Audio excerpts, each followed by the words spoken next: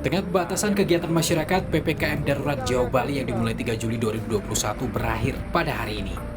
Tapi hingga injury time, nasib PPKM Darurat masih digantung. Presiden Joko Widodo menyebut ada banyak aspirasi dari masyarakat agar kebijakan PPKM Darurat ini dilonggarkan.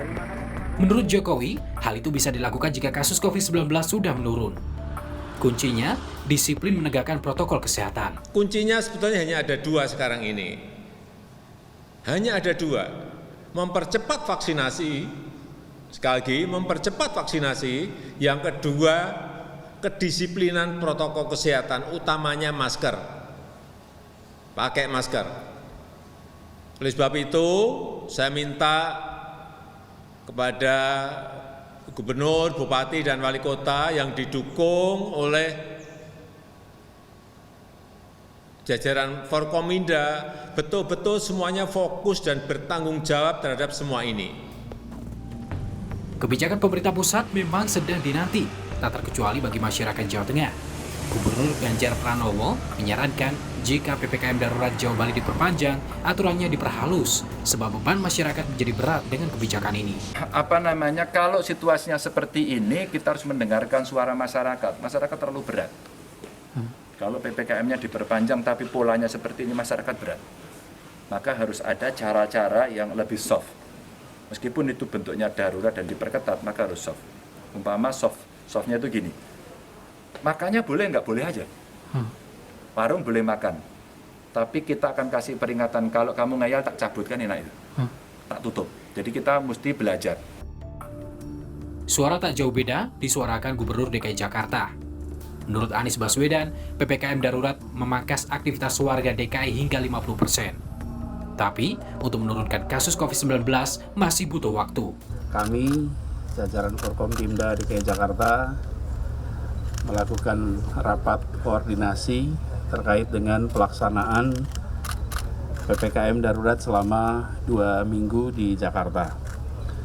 Ini adalah bagian dari kita untuk mengevaluasi langkah-langkah yang sudah dilakukan dalam rangka menyelamatkan warga Jakarta dan sekitarnya di masa pandemi yang sedang kita hadapi sekarang.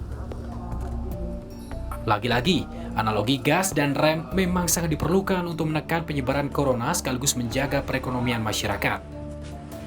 Tak seimbang, keselamatan rakyat jadi taruhan. Tim Liputan Kompas TV. Saudara, untuk mengetahui apa sebenarnya yang menjadi pertimbangan pemerintah dalam memutuskan PPKM darurat, kita bahas bersama jurnalis Kompas TV Friska Clarissa yang memantau pembahasan PPKM darurat sejak kemarin. Friska, Anda bertugas meliput di Istana, bisa dijelaskan seperti apa suasana di Istana sehingga PPKM darurat masih belum jelas nasibnya? Ya, Mercy, bicara soal perpanjangan PPKM darurat ini memang ada berbagai pertimbangan. Dan ada juga berbagai dimensi yang terlibat di dalamnya, tidak hanya kesehatan, tapi juga ekonomi dan sosial. Karena Presiden Joko Widodo sejak akhir pekan kemarin bahkan mengingatkan bahwa untuk diputuskan lanjut atau tidaknya PPKM darurat ini harus betul-betul hati-hati karena ini sangat sensitif menyangkut masyarakat. Kalau saya amati, kemarin baru saja dilakukan rapat terbatas untuk mengevaluasi apakah akan diperpanjang atau tidaknya kebijakan ini. Rapat berlangsung sejak pagi hari secara intern, antara dipimpin oleh Presiden secara virtual bersama dengan Menteri Kabinet Indonesia Maju, maraton bahkan sampai siang hari dengan kepala daerah, tapi belum ada keputusan yang disampaikan ke masyarakat.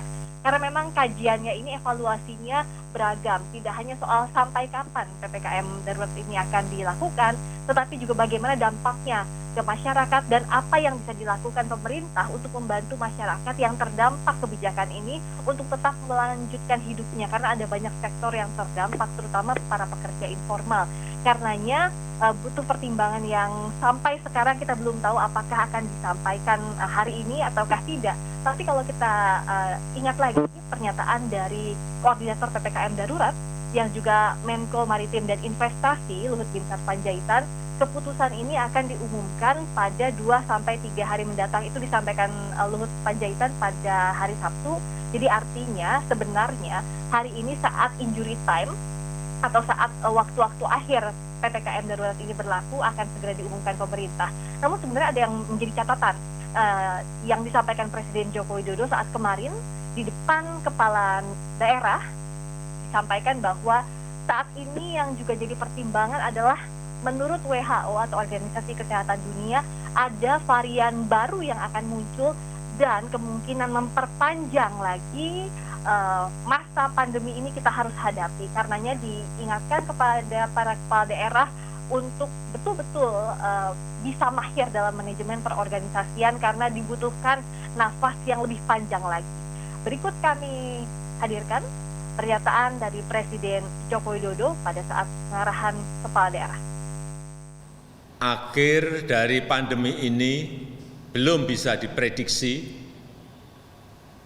Setelah varian pertama, kemudian datang varian Delta. 3 hari yang lalu WHO menyampaikan diperkirakan akan muncul lagi varian baru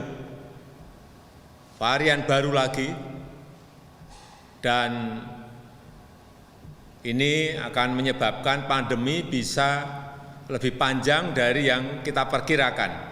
Artinya kita butuh ketahanan nafas yang panjang.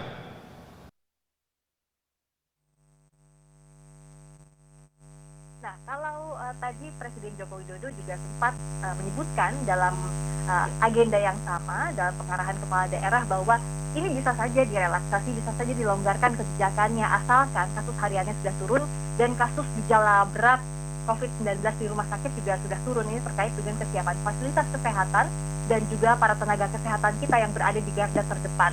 Kita pantau, kita lihat data terakhir ya, misalnya dari tanggal 15 Juli sempat ada kenaikan 56.757 kasus harian.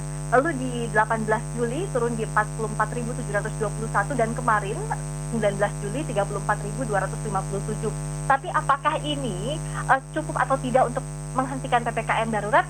Bisa jadi tidak, karena kalau lihat target dari PPKM darurat yang awal disampaikan pemerintah, kasus harian yang bisa ditekan targetnya dengan kebijakan ini adalah mendekati 10.000 atau di bawah 10.000 menurut koordinator PPKM darurat. Jadi pertimbangan-pertimbangan inilah yang masih kita tunggu apakah akan diputuskan perpanjangan PPKM darurat atau tidak, Mercy. Rizka, itu tadi dari sisi pengambil kebijakan. Lantas bagaimana dengan masyarakat yang terdampak? Nah, masyarakat yang terdampak ini antara lain para pelaku usaha. Ada sejumlah para pelaku usaha yang menyampaikan aspirasinya. Kalau dari Ketua Umum Asosiasi Pengelola Pusat Belanja Indonesia, APBBI, Alfonsus Wijaya mengatakan bahwa ya tidak ada pilihan lain untuk kebijakan PPKM darurat ini tergantung pemerintah, tetapi yang dimintakan adalah relaksasi, di antara lain adalah meniadakan sementara ketentuan pemakaian minimum listrik dan gas, menghapus sementara PBB, pajak reklame dan pajak retribusi yang bersifat tetap, juga ada subsidi upah pekerja. Sementara di sisi lain, HIPMI Jakarta Raya yang disampaikan oleh Ketua Umum BPD HIPMI Jaya Yani Sona Maesana setuju dengan langkah perpanjangan PPKM darurat jika diputuskan oleh pemerintah karena memang alasan kesehatan. Tetapi yang dimintakan adalah karena pelaku usaha ini terdampak kebijakan PPKM darurat, dimintakan bantuan sosial ini diberikan kepada warga, terutama para pelaku usaha. Berikut kami hadirkan pernyataan dari Sona Maesana, Ketua Umum BPD HIPMI Jaya. Kami mendukung adanya perpanjangan PPKM darurat karena menurut kami dengan adanya PPKM darurat ini bisa membantu menurunkan lonjakan kasus COVID-19. Tapi di satu sisi selama PPKM darurat diberlangsungkan, kami juga berharap agar pemerintah bisa fokus terhadap 2 hal, yaitu yang pertama fokus menangani masalah kesehatan seperti ketersediaan rumah sakit, obat-obatan, tabung oksigen. Dan yang kedua adalah fokus untuk membantu mereka-mereka yang terdampak secara ekonomi seperti para pengusaha, UMKM, agar dibuatkan safety net-nya, bantuannya. Tapi memang yang dikritisi juga oleh Presiden Joko Widodo sendiri soal jaring pengaman sosial ini, realisasi anggaran yang belum sesuai dengan dana yang disediakan pemerintah, misalnya untuk dana UMKM. Dianggarkan 13,3 T, realisasinya masih di bawah 20%, 2,3 triliun rupiah.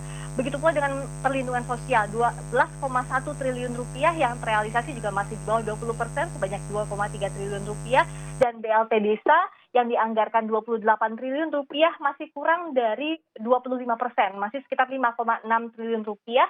Padahal menurut Presiden saat ini masyarakat sangat membutuhkan ini sehingga ia meminta jajarannya dan juga para kepala daerah untuk menyalurkan anggaran-anggaran yang sudah disiapkan oleh pemerintah. Kalau ditotalkan anggaran pemulihan ekonomi nasional ini ada 744 triliun lebih.